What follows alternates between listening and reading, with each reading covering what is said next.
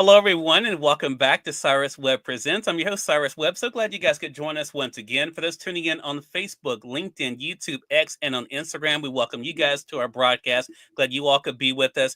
We're about to bring in our friends over on Amazon so I can introduce you guys to today's guest. I also want to say, when it comes to their new book, you guys will find a link here with our broadcast to be able to go ahead and pre-order it for yourself. And you guys are definitely going to want to do that as we get into our conversation today. And of course, we have the chat open as well. We're now live on Amazon Live with Cyrus Webb Presents. If you guys are new to us on the Amazon platform, welcome. Make sure you guys do hit that follow button either here in this corner or down below. You also will see the books by our next guest. So excited to welcome New York Times bestselling author Jeffrey Konvitz to our broadcast today. You guys know him from the book, The Sentinel. His new book that's out for pre-order now is called The Circus of Satan. You guys can see it here. I'm going to highlight it in the carousel for you guys over on Amazon. We're going to talk to Jeffrey not only about his extraordinary career, but also about the new book, how he's able to mix in some history with his own characters, and what he hopes you're able to take away from it as well. Jeffrey, thank you so much for the time. Really appreciate it. It's my pleasure. Well, Jeffrey, the book officially comes out this month. Again, as I mentioned, our audience can go ahead and pre-order it now. What has it been like for you to see the buzz already building around the Circus of Satan? Well, it's been very interesting. I can't deny the fact that The Sentinel was the #1 bestseller and sold millions of copies. That helped. But, we've had to organize a campaign, which has been loads of fun for me because my other books were published by major publishers, Simon & Schuster, Random House, Bantam. This one I did by myself. I wanted complete control of this book, and it's an indie published book. So it's not in bookstores because the discount rates in bookstores, you wouldn't make any money. The majors have special deals. An indie publisher couldn't, but it's available on Barnes and Nobles and Amazon. You just put Circus of Satan in or my name and just press the button and up it pops. So it's been loads of fun. I've designed the merchandising, and not the merchandising, the marketing campaign, the ad campaigns, probably from my career in the movie business, selling movies. I've done a lot of that. Right. But this is very special to me. This is a life's work. There's a lot of me in this book. Yeah. So it's been special. You mentioned movies, so I should mention in my introduction, I called you a New York Times bestselling author, which you are, but people also know you as an entertainment attorney. You also are a movie producer. And I think the fact that you mentioned movies, I think is appropriate for the Circus of Satan, because the way this book moves, Jeffrey, I think readers will see, you can see the action kind of building, but this takes place over, quite a bit of time. So I'm curious, what was kind of the seed for you that kind of made you say this was a time period and events you wanted to be able to cover? Well, when I was writing The Sentinel and The Guardian in the 70s, I was prowling through a bookstore and I saw a book called Against the Evidence. Sounded interesting. I took a look at it and I read it. And I was absolutely mesmerized. It was about a trial that took place in 1912. Basically, 4 Jewish gamblers hired 4 Jewish killers to kill another Jewish gambler who had gone to the press, Herbert Bayard Swope at the Pulitzer's World, to reveal the connection between the Irish mob at Tammany Hall and crime through the police departments. And that case broke the Irish control over politics nationwide. So it was fascinating, and they blamed it all on an Irish cop. Now, he was a grafter and a brutal guy, but did he actually do this? To this day, it's never been solved. So I started writing a fictional version of the book. Didn't work. I put it away. 16 years later, my wife, who went to Delta State, dear you, found the book, said, this is really interesting. You ought to go back to work on it. I looked at it and it still didn't work until I had an epiphany that rather than doing a fictional book, I got to run my fictional characters through all real events and with real characters. I mean, the real characters, you've read the book, you know that like William Randolph Hearst, a major character in the book. There's Big Tim Sullivan, Arnold Rothstein, Johnny Torrio, Big Jim Colosimo, the founders of organized crime. Moses and Max Annenberg, the famous Annenberg family, they were gangsters. at the beginning and later in the end. Moses controlled the betting wire, was a total war with Al Capone. I mean, this is the origins of it. They Right. may have museums now, but they started in the early days on the streets. So I was fascinated by, can I make this work? And it was very difficult because many times I got into the book and I realized I got to go back to the beginning and add stuff to set up the ending. And as you know, the ending is pretty treacherous, and nobody has ever guessed the ending of this book. Nobody. Well, I think I'm so glad. Okay, so that's a great place for us to go, Jeffrey, because I have to say, throughout the book, myself not knowing any of the history, it made me, for one, more interested. But there also was the whole thing about that saying, the more things change, the more they stay the same. And the way you're able to write about people's motivations for what they do, and how, quite honestly, some of who we would categorize as the quote unquote bad guys may not have even seen themselves that way because of their own motives and agenda. What was that like for you to play with throughout this book? As McGinnis kind of goes throughout this book, you kind of wonder, do they really see themselves as the bad guys in the story? What was it like for you to play with? Well, the interesting thing is it's difficult because when you read every single major character in the book that's real, I read books on their life stories, the Annenbergs, Franklin Delano Roosevelt, Herbert Bayard Swope, all these characters, Johnny Torrio, Eddie the Rat, all these people. And you have to pick and choose because some of the stuff didn't match in. So you had to pick and choose. And a lot of these characters had nuances. And I had to figure out, which nuance do I really want to play with? I could really go hard, I could go soft, or I could go the middle ground. But ultimately, I had to choose a ground that allowed me to advance my fictional story, yet come out at the end with what really happened in real life. So it was a treacherous project, and that's why it took 25 years. It's not every day, but it took a long time. Right. And I'm very proud of the book that I was able to make this work. It drained me. So the answer is, I kind of, there's two things that are important to me. Number one, it's a little bit like Joseph Conrad's Heart of Darkness. In every person, there's a good side and a bad side, the dark side. And if you remove the rule of law, like in this period between 1900 and 1913, the rule of law was decimated because all the police were crooked. And all the senior police were even worse. And they all answered to the Irish powers that controlled politics. You remove the rule of law, the dark side comes out. Right. You keep the rule of law, and you have a chance for the light side to come in.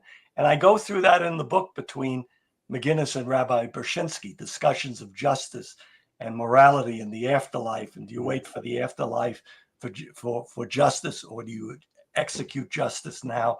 There's a lot of my own personal philosophy in the book. Gotcha. So I had to choose elements of the characters without going overboard. And hopefully I did it. You've read the book. I mean, I did the best I could. You did, and I think that's why people, and I'll talk around this, Jeffrey, will look at McGinnis as almost like an anti-hero. He is. Someone who is not, as you just, and I love the phrasing you just used for that about the nuance, because I think, again, he has his own mission that seems right to him, even though he has to do a lot of bad things to make it happen, right? Well, one of my favorite scenes, and then I'll have an interesting point to raise. One of my favorite scenes is at the end, later in his life, when he's walking back from his dinner with Benny Binion, telling his life story, and he starts to cry for the first time in his life. He looks back on all the things he had to do, and there's some bad things he had to do, and the guilt that he had for all the damage he caused, as well as good that he caused in his life. Some things that I'm not going to get into the plot, but early in the book, he did things that just propelled him through the rest of his life that he couldn't stop. So there was enormous guilt at the end of his life as to some of the things he had to do, or that he did do that he didn't have to do. you've read the book. I don't want to give the book away, but Mhm. he's a complex character. And the interesting thing too is that I started writing the book again in about 1994, and I didn't realize toward the end, in like 2022, 2023, Gangs of New York, the DiCaprio film, which was around 1860, and Boardwalk Empire, the giant series, which started in 1920, this book connects it. This Yeah. explains what Yeah. happened in that period between those two very famous, call them movies or miniseries. And it's also a period that no one knows anything about. And Right. when I say the Irish mob controlled the country, they look at me like I'm nuts. Mm. Jeffrey, as you were talking, I thought about again a great teaser for our audience in the title, "The Circus of Satan." There are notes that we find in the book that the character is able to read that kind of allude to Satan in these conversations. That is also a great tie-in, goes to motivation. Talk to us about the title for you, where the title came from. Well, the title, uh, three major set pieces in the book are the Bowery from 1900 to 1912, and then what was called the Tenderloin. Before San Francisco took the name, it was really in New York, and that was the Times Square area down to 34th Street. It was heavy in crime, but heavy in the police were there. They were all corrupt. The politicians were there. The gambling casinos were there, major gambling casinos. But the Protestant preachers who were at war with the Catholic Church referred to that district, the so-called Tenderloin district, as Satan's Circus. So the title is not necessarily tied to Satan, although there's a little dark side in the book that where I'd use that metaphor from Count of Monte Cristo. Yeah. And they refer to it as Satan's Circus. I didn't want to call it Satan's Circus because it's a terrific nonfiction book about the period called Satan's Circus. So I flipped it around, the Circus of Satan. And then I realized that my hero's life was the Circus of Satan. Yeah. The dark side was controlling him throughout many of the events in the book. It was a circus, satanic circus, as well as a place. So it has a double meaning. Yeah. And your book does an interesting thing in connecting. I mentioned to you before we went live here, Jeffrey, talking about the role of the press in this, that reporters play, but also politicians as well. It really shows how corruption kind of had these layers. I want to talk about, though, the role of information or disinformation, even, right, that was kind of spread. And one of the publications that of course, you talk about in the book is the Morning Telegraph, was one of the places that people kind of got their information. What was it like for you to look at that time period, Jeffrey, and how people learned what they did? But what I think was more important, how long it took them to learn it because of the lack of technology like we have today. Well, virtually everything you learned in that period came from newspapers. There was nothing else. Yeah. There was no radio. Maybe there were the beginnings of radio. It didn't exist. There was no television. There were no cell phones. There was no internet. There was no nothing. You learned it from the newspapers. And the newspapers were, I guess the best way to put it, there was a tug of war between the newspapers for power. Mm-hmm. For example, a major chain was Hearst. Mm-hmm. Hearst was at war with Pulitzer. Hearst was at war with the newspapers in Chicago. And there was a lot of politics behind this because the owners played out their politics in the press. Mm-hmm. You could read a Hearst newspaper and know where they were coming from. A little bit like today. If you're reading the New York Times and Washington Post, they're a little left-leaning. Mm-hmm. The Los Angeles Times, a little left-leaning, but a little less. You could read into that. But in those days, you had no other source. You couldn't back check facts. You read the facts as they existed in the newspapers, and they were tainted. And as you know from the book, in Chicago, there were the newspaper wars, where roving gangs of newspaper employees, in a way led by the Arenbergs, would go to the newspaper stands, and if their client's newspaper wasn't up front, they would beat the hell out of the newspaper salesman. And then the other newspaper would come by and put their papers ahead and beat the hell out of the guy again. You took your life in your hands being a newspaper seller. But it was that was the means of conveying knowledge then. And of course, like in Hearst, he had his New York newspapers and he had his Chicago newspapers. And what appeared in New York would get into the Chicago newspapers a day or two later and back and forth. So there were games going on all over the place. Yeah. It really does show how all these things are so intertwined, Jeffrey, for sure. And I think, when people are able to get the book, and again, as I mentioned, for you guys joining us, to see you guys over on the Amazon side, make sure you guys go ahead and click on either the book in print or the Kindle edition. You guys can get the Kindle edition that you guys can see there for only $9.99 of The Circus of Satan. Definitely go ahead. The book officially comes out on June the 17th. Yeah, the hardcover is $29.99. I didn't want to overprice it, even though it's 531 pages. Right. So but we also, what we did for you guys on the Amazon side, you guys will also see Jeffrey's book, The Sentinel, is in there too. The Guardian is there. So if you guys have not gotten those books, you can be able to pick those up as well. For those, again, joining us on the social media platforms, you'll find the link with this as well. I want to ask you this as we wrap up, Jeffrey. I was curious because it's very obvious you did a lot of research for this book. What was there something in particular that stood out to you that you did not know about this period before you started doing the research? Well, I really didn't know the period until I started the research. Okay. I call it a dead period. Okay. It's like a period that didn't exist. People don't know about it. Mm-hmm. They have no idea how violent it was. You had all these immigrants pouring into Little Italy, pouring into the Bowery. You had the Irish there that came in earlier and moved up the chain. And when the immigrants came into the Bowery, they pushed the Germans up into what is now Harlem. It was a dynamic. People just don't know about it. So, and I got to tell you, I'm reasonably educated. I knew nothing about it. It was all new to me. And that's what fascinated me. I said, I got to get my grip on this.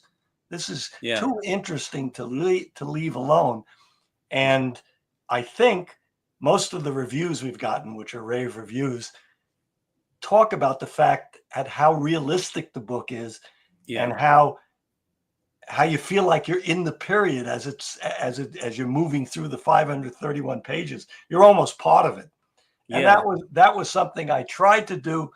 I hoped I accomplished it. The reviewers think I did. You've read it. I don't know. I have to be honest with you, Cyrus. I'm not a guy with a lot of ego. You just do your best. Right.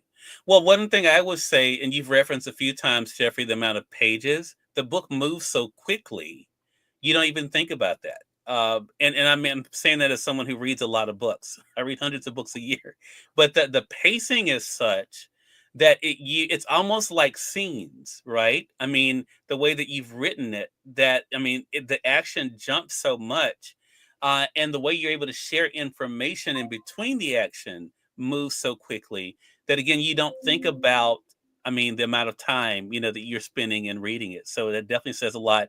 Again, everyone, Jeffrey Konvitz has been our guest. He's the New York Times bestselling author of The Sentinel. His newest book is The Circus of Satan. That's available now for pre-order. Make sure you guys do go ahead and pre-order your copy. And Jeffrey, you mentioned to me before we went live here, you have a website as well. Let them know the website. It's Circus of Satan, oneword.com. All the reviews are on there. It notes the prices of the book. It says audiobook to come. That's next. Okay. It's overwhelming to do everything at one time. Right. And then a year from now, we'll feed in the trade paper, which is prepared too. Right. But it basically, my life is tied to the hardcover edition of this book, which you read. Yeah. It's and it's sitting right there. And of course, there are those who read ebooks, and it's available there too. Yeah, exactly. So definitely make sure you guys get your copy. Jeffrey, congratulations to you again. Thank you again for stopping by. I really appreciate it. Oh, this was great. I look forward to the radio interview too. Exactly. Definitely looking forward to that for our radio audience in Mississippi, as well as iHeartRadio. And we thank your audience for tuning in here on Amazon Live for another great segment of Cyrus Webb Presents. Until next time, you all make it a great one. We'll talk to you soon. Take care. Thank you. How do I get off here?